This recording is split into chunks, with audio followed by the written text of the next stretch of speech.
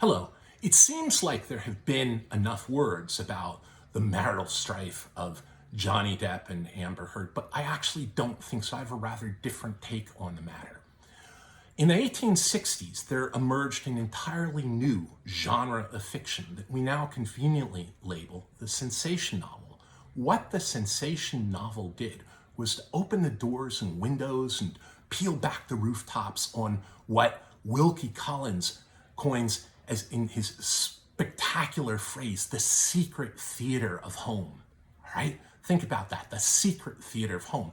A huge fan of the sensation novel and of its most prolific author, Mary Elizabeth Braddon, Arthur Conan Doyle, provides this unforgettable scene of Holmes suggesting to Watson that the true intrigue of life, the true mysteries, the true fascinating crimes happen not in the sordid opium dens or out beyond some weird perimeter, but actually in the secret theater of homes. And he suggested that he and Watson, in their imagination, fly over the cities of London and actually peel back the roofs on every house, and even homes where it seems like there's domestic bliss when you're looking at it from the outside, sometimes have shocking things to reveal. The genre of the, quote, domestic apocalypse is a strange, strange world, but never forget that the word apocalypse originally meant unveiling, and so it's a tremendously appropriate term. The Depp-Heard apocalypse isn't in what happened, but it's in the scope and tenor and completeness of that unveiling, the public revelation of what is usually kept only within the private sphere. Like almost all of us, I found the Depp-Heard trial absolutely riveting, but what I kept thinking about is so distinctive about the whole thing is the simple degree of revealing what is usually private. It's the sensation novel updated. It's private texts written in love or anger or manipulative cunning on view to everyone. Best of all were the verbal pyrotechnics of deep hurt turning into something creatively embellished, that vituperative frenzy turned into a kind of poetics of despair, but it was expressed privately between friend, and that's the point.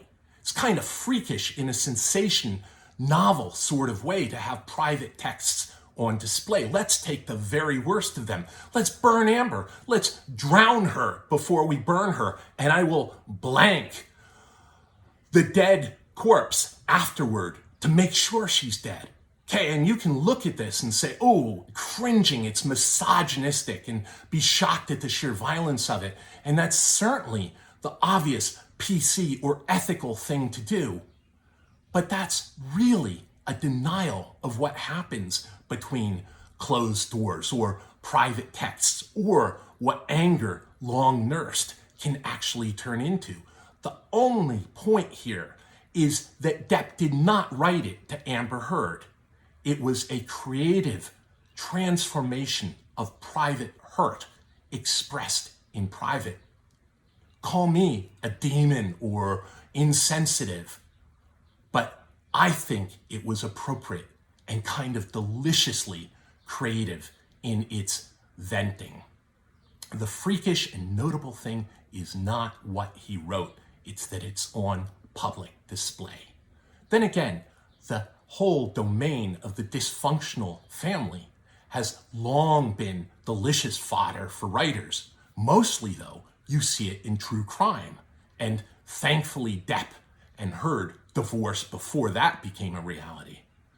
But usually true crime is where we see that level of dysfunction and verbal war. Not always. The verbal sparring and wounds in Edward Albee's fabulous play, Who's Afraid of Virginia Woolf, transformed to one of the great films of all time, is every bit as raw and searing as those on display in the Heard and Depp trial. And the film version is stunning in its real life battles between Richard Burton and Elizabeth Taylor, and the way that they continually feed and fuel the film itself, that casting was was as inspired as any on film. The only casting in the future of any film that might compete is actually putting Amber Heard and Johnny Depp into those roles. Talk about meta theatrics. But we've all seen enough of the Depp-Heard relationship that any of you can close your eyes and view that film in your mind. But then that's a fiction, and the Depp-Heard debacle is as real as stone. Our period is addicted to true crime, and a huge chunk of true crime concerns families in their final mayhem moment of absolute dissolution. Most people think of the true crime genre as somehow distinctively modern, and some of them point to 1959 and Truman Capote's In Cold Blood as an seminal or first major entrance, but that's just not true. 17th Century was fascinated with the publications of the Newgate Calendar, which reveled in sordidness and families in disarray. And there's a late 16th century play, which a young William Shakespeare likely contributed to, called Arden of Faversham, in which every bit is as sordid as the Depp trial.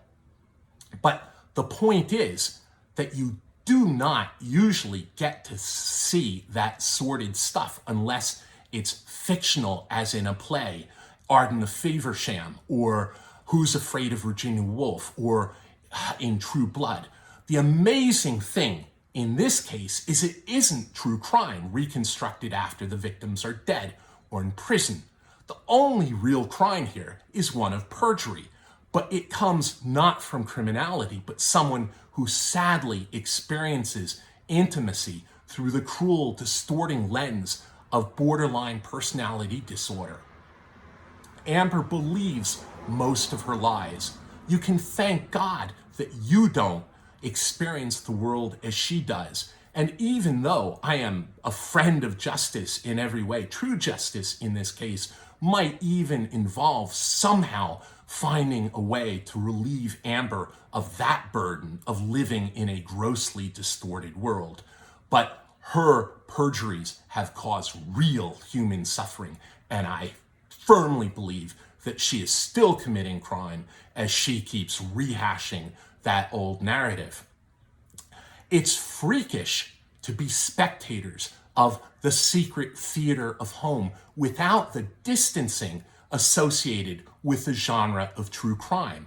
A big appeal of true crime is we can sit safe in our homes and take a kind of voyeuristic interest in what's unfolding before us and find enormous relief that it's not happening to us. There's a difference with the Depp and Amber trial. Now, every couple looking at the hearings sees some mirroring of themselves, some echoing of Shakespeare's "I have sworn thee fair and thought thee bright, who'art as black as hell, as dark as night." The Depp-Heard contention has always happened before and always will happen, but never have we peered so deeply into the secret theater of home without the safe distancing of it happening in a fiction, or true crime with the distancing relief of "thank God it's not me." No, this spectacle hits home. It tears off the roof, opens the doors and windows, and stares hard at the secret theater of home without any distancing. As such, it mirrors all of us and strips our love folly bare. Intimately, piercingly, the secret theater of home isn't secret anymore. And that unprecedented nakedness, without the comfort of either being fiction or safely distanced true crime, is the only really new thing going on here. But it's way too fascinating to look away or even blink. I have sworn thee fair and thought thee bright, who art as black as hell, as dark as night. The drama here is that private discourse and intimacies are on full view, and the rooftops are peeled back, and the secret theater of home is secret no more. But what's different, and this to me is the point about the trial that really matters, is that both Amber Heard and Johnny Depp are not in the morgue as figures in true crime and not figures in a fiction, but are both free now to move on in the real world, creating whatever meaning and art and splendor they can. I'm a sucker for bad puns, so forgive me, but we all heard their depth of despair. But watching the door open wide to their new future lives is a splendid thing. It's gonna be a banner year for divorce attorneys. Thank you.